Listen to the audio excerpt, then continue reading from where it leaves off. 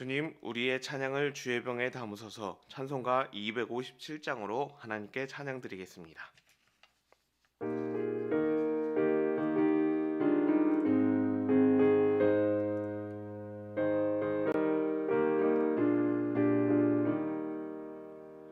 마음에 가득한 의심을 깨치고 지극히 화평한 마음으로 찬송을 부르는 어린 양 예수의 그 피로 속죄함 얻었네. 속죄함 주 예수 내 죄를 속했네. 할렐루야 소리를 합하여 함께 찬송하세. 그 피로 속죄함 얻었네. 금이나 은같이 없어질 보배로 속죄함 받은 것 아니요. 거룩한 하나님 어린 양 예수의 그 피로 속죄함 얻었네. 속죄함 주 예수 내 죄를 속했네. 할렐루야 소리를 합하여 함께 찬송하세. 그 피로 속죄함 얻었네. 나 같은 죄인이 용서함 받아서 주 앞에 옳다함 얻음은 확실히 믿기는 어린 양 예수의 그 피로 속죄함 얻었네. 속죄함 주 예수 내 죄를 속했네. 할렐루야 소리를 합하여 함께 찬송하세. 그 피로 속죄함 얻었네.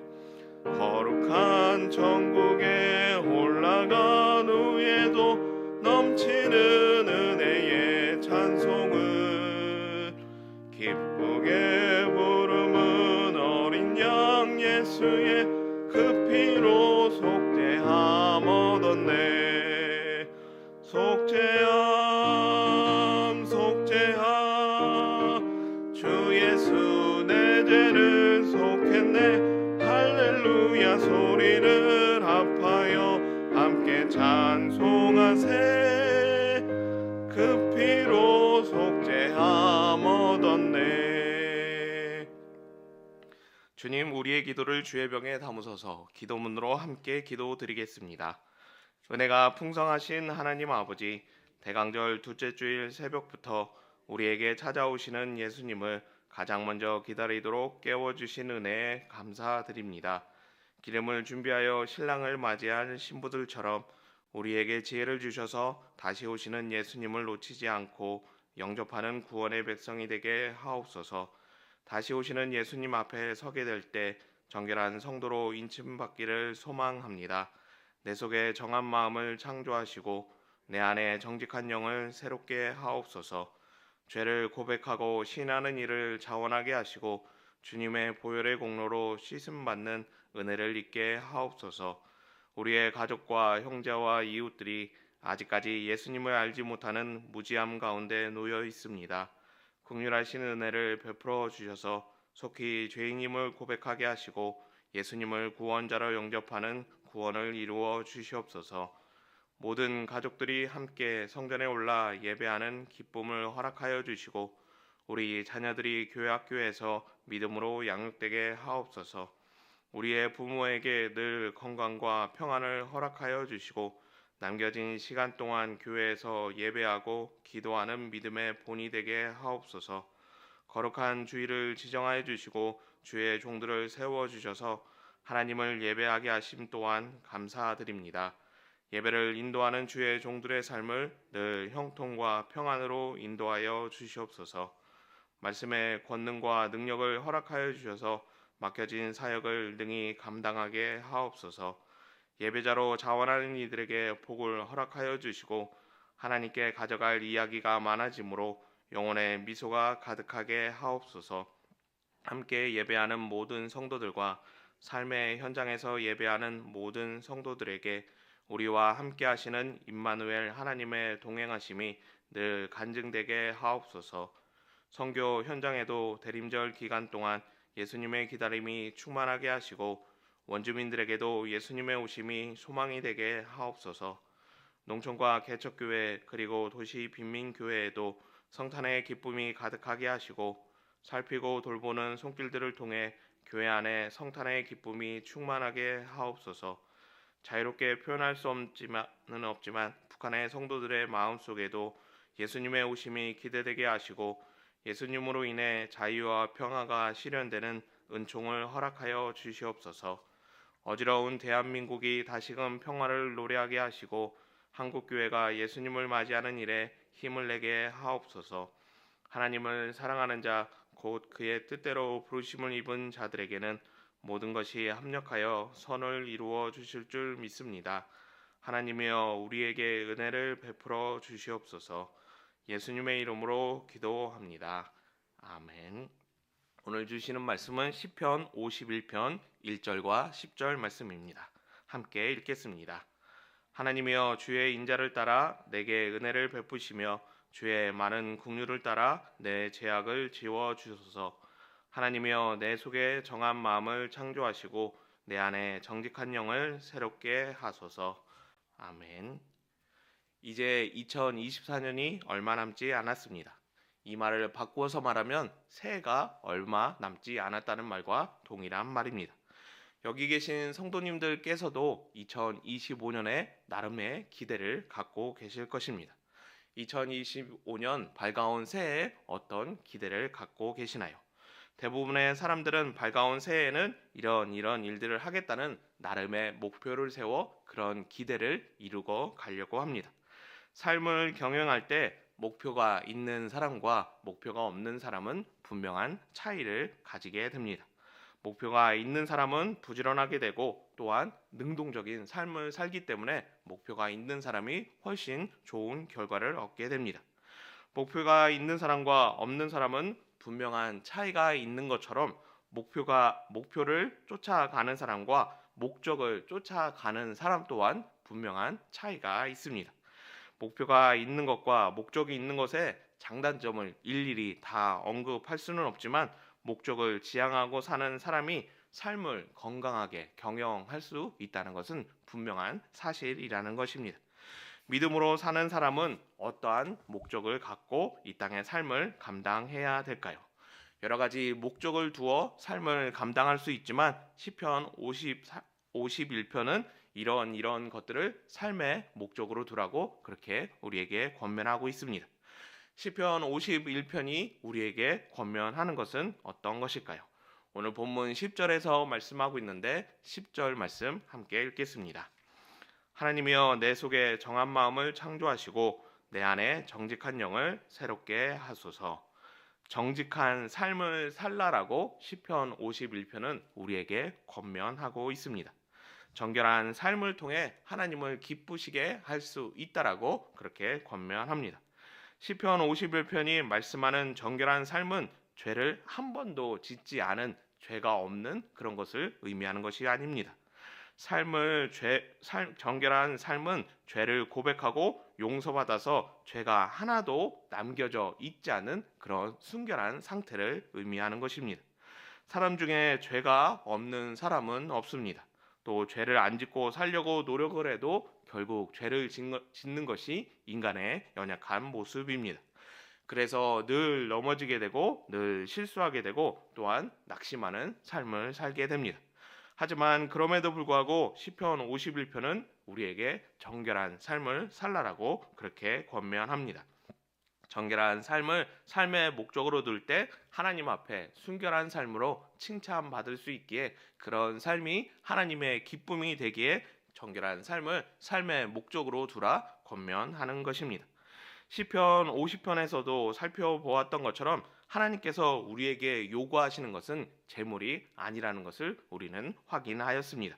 하나님께서 우리에게 요구하시는 것은 하나님께 감사하는 삶이었다는 것도 또한 기억하게 됩니다.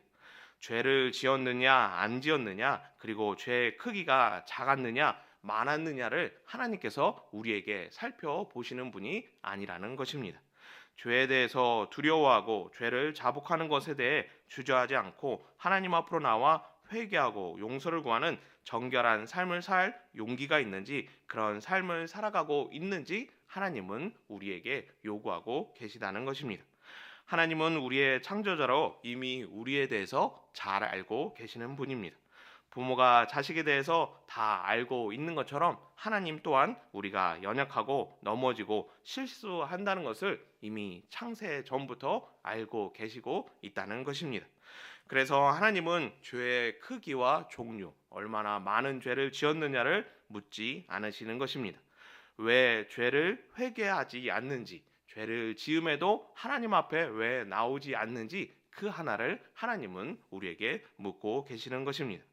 항상 하나님 앞에 내가 정결한가를 묻지 않는다면 이 일은 불가능한 일에 해당할 것입니다.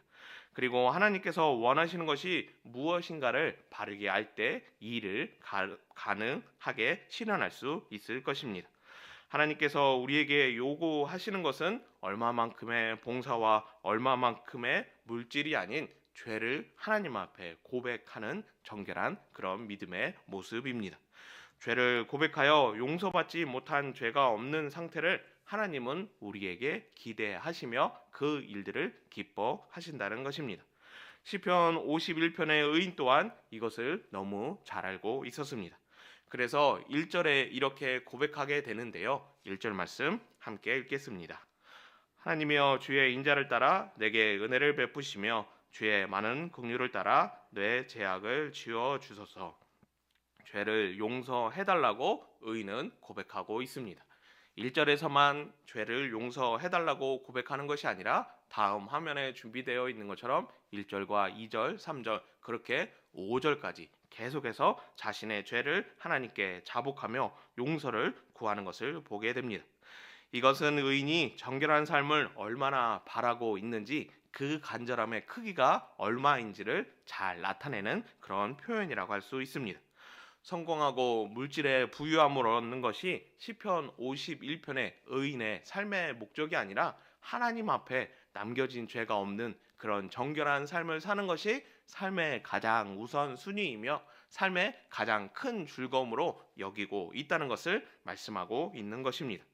그러면 시편 51편의 의인은 어떠한 이유 때문에 죄를 고백하게 되었을까요? 어떤 죄가 남겨져 있어서 하나님 앞에 용서를 구하는 것일까요? 지금까지 살펴본 시편의 내용들로 유추해 보면 의인이 고난을 당할 때 그 고난의 원인을 죄로 인해서 찾는 것을 기억하게 됩니다. 고난의 이유가 자신의 죄 때문이라고 생각하여서 어떤 죄가 있었다고 어떤 일들을 용서해 달라고 그렇게 죄를 고백했던 경우가 시편 51편의 경우라고 생각해 볼 수 있습니다. 하지만 시편 50편을 처음부터 끝까지 다 살펴보지만 이 의인은 어떤 죄를 저질렀기 때문에 그 죄를 용서해 주셔서 이 고난에서 벗어나게 해달라고 말씀하는 것을 찾아볼 수가 없습니다. 특정하게 어떤 잘못이 한 것으로 인해서 죄를 고백하고 있는 것이 아니라는 것입니다. 또 생각해 볼 수 있는 것이 시편 51편에 표제되어 있는 것처럼 다윗이 바세바와 동침한 후에 선지자 나단이 그에게 왔을 때 지어진 시를 통해서 다윗이 바세바를 범한 그 죄로 인해서 회개하는 이 시편 51편을 기록했다라고, 어떤 죄에 특정한 죄를 지어서 용서를 구한다라고 그렇게 생각해 볼 수 있습니다. 하지만 이 또한 간음을 했다, 음란을 했다는 죄를 구체적으로 시인하는 내용을 시편 51편에서 찾아볼 수 없는 것을 보게 됩니다. 구체적으로 어떤 죄를 지었기 때문에 무슨 잘못을 인해서 하나님께 지금 용서를 구하는 정결한 삶을 구하는 모습이 아니라는 것입니다. 오늘 본문 10절에서 말씀하고 있는 것처럼 정한 마음을 창조하시고 정직한 영을 새롭게 해달라는 정결한 삶을 이 시편의 의인은 삶의 목적으로 두기 때문에 항상 하나님 앞에 정결할 수 있도록 회개하고 있다는 것입니다. 마치 욥이 죄를 짓지 않기 위해서 아들의 생일 잔치 후에 번제를 하나님께 드려 죄를 씻으려고 했던 것처럼 항상 정결한 상태를 유지하고자 하는 목적 때문에 의인은 하나님께 죄를 고백하는 1절부터 5절까지 죄를 고백하는 그러한 모습을 보이고 있다는 것입니다. 집을 청결하게 유지하기 위해서는 청소하는 날에 크게 청소하는 것으로 불가능한 일입니다. 더러운 것이 보일 때마다, 그리고 부서지고 깨진 것이 보일 때마다, 그리고 더러워진다는 것을 알 때 미리미리 청소하는 것을 통해서 집을 청결한 상태로 유지할 수 있게 됩니다. 마찬가지로 죄를 쌓아놓았다고 한 번에 용서받겠다고 하는 것은 이미 사형 선고를 받은 것과 같은 것입니다. 그러기에 항상 정결한 상태가 되도록 죄를 고백하는 삶이 필요하고, 그러한 삶을 시편 51편은 우리에게 권면해 주고 있는 것입니다. 성경의 많은 인물들을 통해서 죄를 고백하는 것이 부끄러운 일이 아니며 수치를 드러내는 일이 아니라는 것을 우리는 기억할 수 있습니다. 오히려 죄를 고백하고 하나님 앞에 쓰임 받음을 통해서 많은 사람들에게 귀감이 되는, 오히려 마땅히 본받아야 되는 삶이라는 것을 우리가 성경의 많은 인물들을 통해서 생각해 보게 된다는 것입니다. 항상 정결한 삶을 삶의 목적으로 두는 성도님 되셨으면 합니다. 그래서 남겨진 죄가 없도록 하나님 앞에 모든 것을 고백하여 용서받는, 그래서 순결한 하나님의 세대로 하나님을 기쁘시게 하는 복된 삶이 되기를 예수님의 이름으로 축복합니다. 사랑과 은혜가 많으신 하나님 아버지, 우리를 주의 백성으로 불러주시고 늘 정결한 삶을 살아갈 수 있도록, 죄를 자복할 수 있도록 은혜 주심에 감사합니다. 모든 간구에 응답하여 주셔서 순결한 하나님의 세대로 하나님의 기쁨이 되도록 오늘 하루 온전히 예배하는, 죄를 고백하는 은혜를 부어 주시옵소서. 예수님의 이름으로 기도드리옵나이다. 아멘. 주님이 가르쳐 주신 기도입니다. 하늘에 계신 우리 아버지, 아버지의 이름을 거룩하게 하시며 아버지의 나라가 오게 하시며 아버지의 뜻이 하늘에서와 같이 땅에서도 이루어지게 하소서. 오늘 우리에게 일용할 양식을 주시고 우리가 우리에게 잘못한 사람을 용서하여 준 것 같이 우리 죄를 용서하여 주시고 우리를 시험에 빠지지 않게 하시고 악에서 구하소서. 나라와 권능과 영광이 영원히 아버지의 것입니다. 아멘. 자유롭게 기도하시겠습니다.